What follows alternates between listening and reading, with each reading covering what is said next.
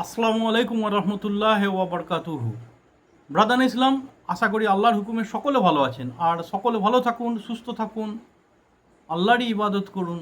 আল্লাহই আমাদের মালিক, আল্লাহ আমাদের মৃত্যুদাতা, আল্লাহ আমাদের অন্নদাতা, আল্লাহ আমাদের জীবনদাতা। সব কিছু আল্লাহর। আমরা হচ্ছি আল্লাহর গুলাম, বান্দা মানে গুলাম। ঠিক আছে? তো আল্লাহরই ইবাদত করুন যতটুকুন পারবেন। ঠিক আছে? তো এর আগে আমি নমাজ সম্বন্ধে কিছু আলোচনা করেছিলাম, মশলা মশাইল। তো আজকেও ওই বিষয়েই আলোচনা করব, আপনারা জুড়ে থাকুন। 28/6/2026 এই নমাজের বিষয়ে পার্ট 10 বানিয়েছিলাম, আজকে তারপর থেকে বানাচ্ছি। এতে কি বলছে যে জানাবত হাল বা জুনুবি হাল, জানাবত বা জুনুবি হাল কাকে বলে? এইবার তার উত্তর হচ্ছে যে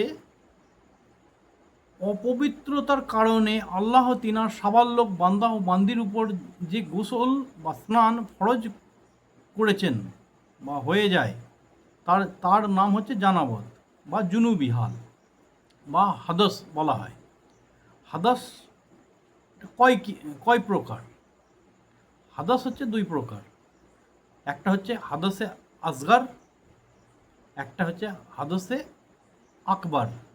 হাদসে আকবার হচ্ছে বড়, আর আসগার হচ্ছে ছোট। এবার হাদসে আসগার, এই আকবরটা প্রথমে বলি। আকবরটা কি ও কয় প্রকার? সেটা হচ্ছে, এটা হচ্ছে বয়স্ক মানুষদের জন্যে, যে স্বামী স্ত্রী হামবিস্তরি করা বা সাবাল্যেক, মানে পুরুষ ও মহিলা, সে যে কোনো কারণে তার যৌন ক্ষুধা মেটালো।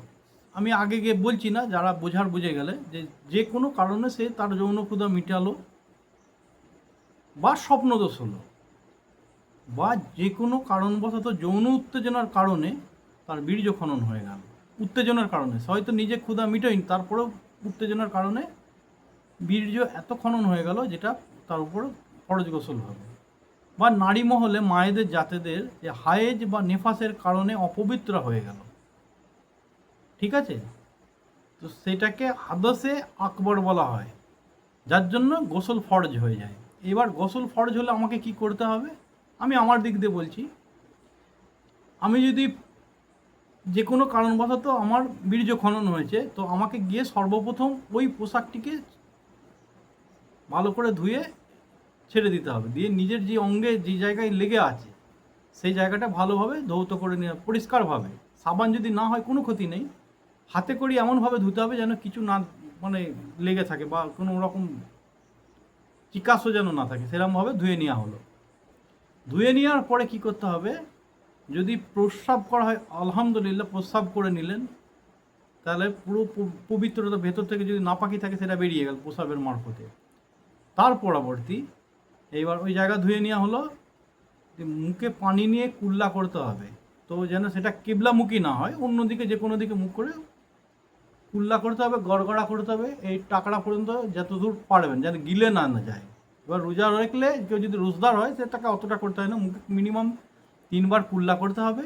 তারপরে 3বার নাককে এমন পানি দিতে হবে যেন নাকটা জ্বলে ওঠে, জ্বলন ভাবটা যেন চোখে বা এই জায়গাটা বুঝতে পারে যে যেমন নাকে পানি ঢুকে গেছে।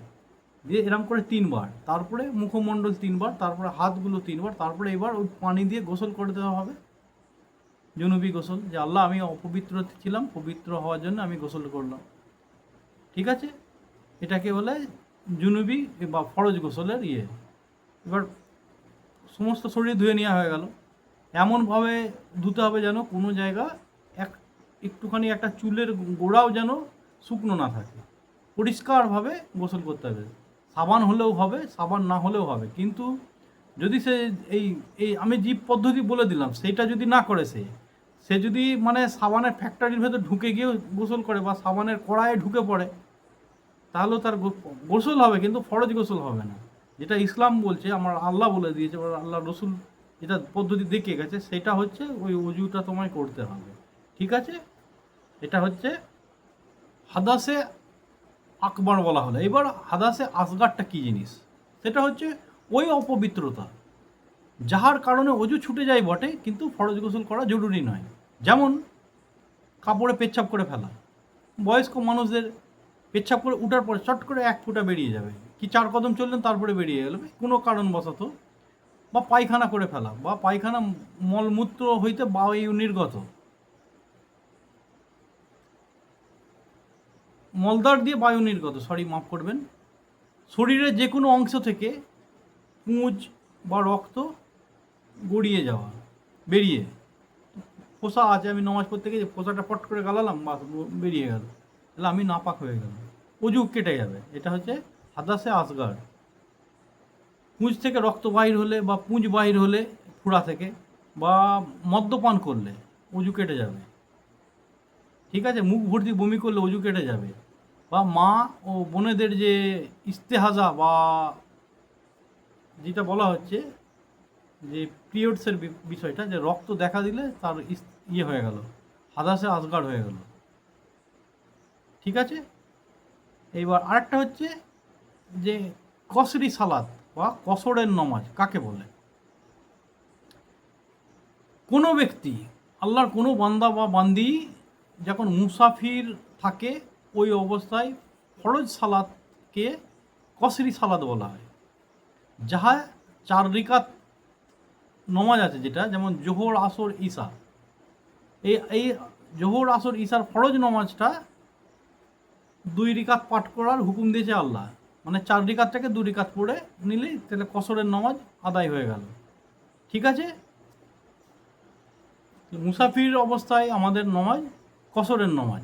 ঠিক আছে, তাহলে 4 রিকাতটা 2 রিকাত পড়তে হবে, মগরেবটা 3 রিকাত পড়তে হবে, বেতেরটা 3 রিকাত পড়তে হবে, যেটা আছে 3 রিকাত, কেউ 1 রিকাতও পড়া আছে। হাদিস পেয়েছি আমি 1 রিকাত, 13 রিকাত থেকে 1 রিকাত পর্যন্ত বেতের নমাজ আছে। কেউ 1 রিকাত পড়তে পারে, কেউ 3, কেউ 5, কেউ 7, 9, 11, 13।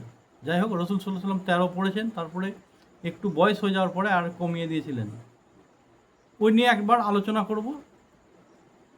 ঠিক আছে, এইবার হচ্ছে যে মুসাফিরটা কাকে বলে এবং কয়দিন পর্যন্ত ব্যক্তি মুসাফির থাকে।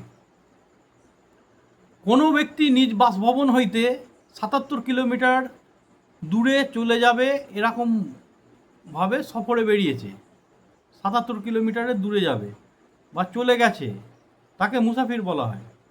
ওই মুসাফির ব্যক্তি যখনই বেরোলো, 77 কিলোমিটারের দূরে যাবে, এরকম নিয়ে বেরোলো, তারপর থেকে ঘর থেকে বেরোনোর পরে রাস্তায় যেখানেই নমাজ পড়ুক, সে মুসাফির অবস্থায় গুনতি এসে গেল, তার জন্যে ওই নমাজটা 4 রিকাতটা 2 রিকাত বলে দেওয়া হলো। এবং ওই ব্যক্তি যদি কোনো জায়গায় গিয়ে 77 কিলোমিটার দূরে এক টানা 15 দিন থাকে। আবার আরেকটা হাদিসে পেয়েছি আমি, যখন রাসূল সাল্লাল্লাহু আলাইহি সাল্লাম মক্কা বিজয় করতে গেছিলেন, তখন 19 দিন ছিলেন, মদিনা থেকে মক্কা এসেছিল, মক্কা বিজয় করার পর 19 দিন ছিলেন। তো 19 দিন পর্যন্ত উনি কসরের সালাত আদায় করেছেন। আমি যে কটা হাদিসের বই পেয়েছি সেগুলো আপনাদের কাছে বলছি। ঠিক আছে, তো ওই পর্যন্ত মুসাফির এর গণনায় আসে, আর তার জন্যে সালাত কসরি হয়, আর ওই 4 রিকাত থেকে 2 রিকাত। আচ্ছা, এইবার হচ্ছে যে জাহেরি নমাজ কাকে বলে। যে নমাজকে ইমামের জন্য উচ্চস্বরে সূরা ফাতিহা ও কোরআনের যে কোনো অংশ বা যে কোনো স্থান থেকে বা যে কোনো সূরা কিরাত পাঠ করা ওয়াজিব উচ্চস্বরে, তাহাকে জেহেরি নমাজ বলা হয়। যেমন ফরজ, মগরিব, ঈশা, জুম্মা ও 2 ঈদের নমাজ। ঠিক আছে, হজরত আতা রহমতুল্লাহ আলাইহি, ইনি তাবেইন থেকে বর্ণিত, তিনি বলেন যে হজরত আবু হুরাইরা রাদিয়াল্লাহু তাআলা আনহু বলেন যে নমাজিকে প্রত্যেক নমাজেই কিরাত পাঠ করতে হবে, প্রত্যেক নমাজে কিরাত পাঠ করতে, যে কোনো কোরআনের একটা অংশ পড়তেই হবে সূরা ফাতিহার পর। ঠিক আছে, রাসূল সাল্লাল্লাহু আলাইহি সাল্লাম যে নমাজ আমাদেরকে, অর্থাৎ আবু হুরায়রা রাদিয়াল্লাহু তাআলা আনহু বলছেন যে নমাজ আমাদেরকে শুনিয়ে কিরাত পাঠ করেছে, কোরআন, অর্থাৎ কিরাত মানে কোরআন পাঠ করেছেন, আমরাও সেই নমাজ কিরাত বা কোরআন শুনিয়ে পাঠ করে আদায় করি। যেমন ফজর, মগরিব, ঈশা, জুম্মা ও 2 ঈদের নমাজ। তিনি বলেন যে রাসূল সাল্লাল্লাহু আলাইহি সাল্লাম যে নমাজ আমাদেরকে না শুনিয়ে, অর্থাৎ চুপি সারে কিরাত বা কোরআন পাঠ করেছেন, করে সেই নমাজ আদায় করেছেন, আমরাও সেই নমাজকে তোমাদেরকে না শুনিয়ে চুপি সারে কিরাত পাঠ করে নমাজ আদায় করি। যেমন হচ্ছে জোহরের নমাজ, আসরের নমাজ। আচ্ছা, ভিডিও বড় হয়ে যাচ্ছে, এই পর্যন্ত থাক। যদি কোনো ভুল হয় আল্লাহর রাস্তে মাফ করবেন। আর ইসলামকে ফলো করুন, মুসলমান হয়েছেন, আপনাকে জবাবদিহি হতে হবে। আর জুনুবি হালের বিষয়ে অনেকজনা জানে না, যারা জানে না তারা বেশ বলেছিল আমাকে, আমি তো ভিডিওর মাধ্যমে পাঠিয়ে দিলাম। যদি কিছু ভুল হয় আল্লাহর রাস্তে মাফ করবেন, আপনি শুনুন আর অপরের কাছে পাঠিয়ে দেন। অনেকজন আছে, সে দাদি হয়ে গেছে, সে জুনুবি হাল কাকে বলে জানে না, আমার কাছে মানে ডাইরেক্ট বলতে পারছে না, মশলার ছন্দে আমাকে জেনে নিল। আমি বুঝতে পেরে গেলাম যে ইনি মানে জুনুবি হাল কাকে বলে বা ফরজ গোসল কাকে বলে জানে না ঠিক। যাই হোক, অনেকজনা মায়েরা আছে, অনেকজনা মানে বয়স্ক বুজুর্গ ব্যক্তি আছে, তারা এখনও পর্যন্ত ফরজ গোসল কাকে বলে জানে না। আর তাদের কাছে এটা পাঠিয়ে দেবেন, যাতে ওরা আমার মানে সমাজ, আমার জাতি সঠিক মানে দিশা দেখতে পায়, সেই উদ্দেশ্যে যেন সে সঠিকভাবে শিখতে পারে, সেই উদ্দেশ্যে পাঠাবেন। আর আল্লাহ হাফিজ। যদি এর মধ্যে ভুলে আবার বলছি মাফ করবেন। আর জুড়ে থাকুন, আরও কিছু যা জানি আমি আপনাদের সামনে নিয়ে আসবো নমাজ সম্বন্ধে। আর ভুল হলে আবার বলছি মাফ করবেন। আল্লাহ হাফিজ।